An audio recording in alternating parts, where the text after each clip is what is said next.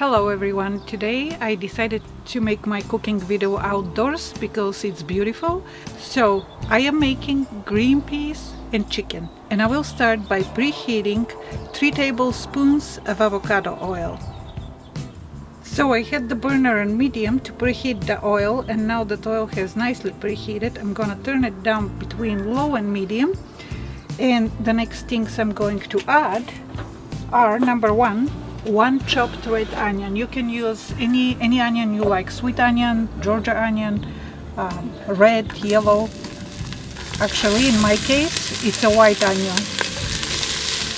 And as always, please be careful because the oil will splatter. And then spread the onions a little bit. So definitely between medium and low because my heat is a little too high now. Alright, next I am going to add 2 teaspoons of Himalayan salt and 1 teaspoon of black pepper. Next we are adding 2 full tablespoons of sweet red paprika. Make sure it's sweet because if it's spicy, chili, you won't be able to eat this dish. So we'll spread that. Then mix everything well together. Make sure the onions are covered in all the herbs and spices. And after I'm done mixing, I am going to close the pot, turn the heat down to low, or closer to low than to medium, and let it simmer for 10 minutes. And the reason I'm covering it, because when you cover the onions, they release their own liquid. And we'll be back in 10 minutes. Alright, it's been just about 10 minutes now. So the next thing you're going to need, it's 2 pounds of bite-sized chicken, and I like dark chicken better than white chicken, or dark meat better than white meat. So these are 2 pounds of chopped chicken thighs, and they're about the bite size as you can see over here. And after you add the chicken, add 1 cup of room temperature water, and if you have chicken broth, that will be great. If you don't, that's fine. Water will work. I didn't start cooking with chicken broth until I came to the United States. Prior to that, I, just like my mom, was just using water. So now we're gonna let everything simmer. We're gonna let everything simmer on medium for about 40 minutes. Covered, of course, as always, covered. The chicken has now been cooking for, I forgot about it, I was eating breakfast, but it has been cooking for 50 minutes, which is okay, as you can see. And next I'm adding 3 tablespoons of chopped dill. This one it's frozen. If you have fresh, that would be wonderful, but you can use either dry or frozen dill. Dill and green peas go together so well. I love it. This is my favorite herb to add to green peas. Alright, and next I am adding 3 bags of frozen green peas. So I'm adding the 3 bags of frozen green peas, and I prefer frozen to canned. I like them much better.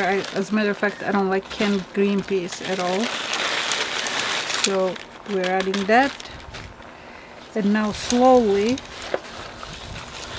I will have to mix everything, not fully, but just enough to get the green peas down towards the bottom. And I'm gonna let it cook for a little while, for about 15 minutes, just to see how much liquid the frozen green peas will release, and then I will decide if I want to add more liquid. So I'll let it cook for another 15 minutes now, and I'll be right back. Alright, we're back. It's been about 20 minutes since I put the frozen green peas. It takes a while to warm up, but you can see how much liquid I have, and I would like to have a little more than that.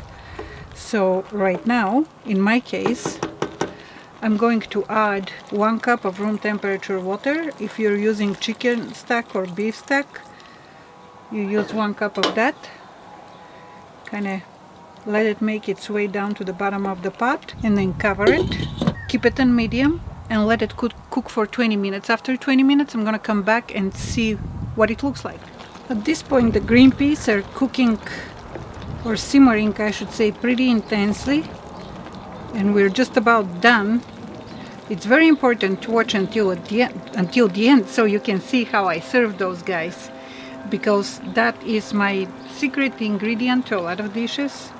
So I'm gonna turn it down to between medium and low, closer to low, and let it simmer for another 15 minutes, slightly uncovered, and I'll be right back to show you how I serve it.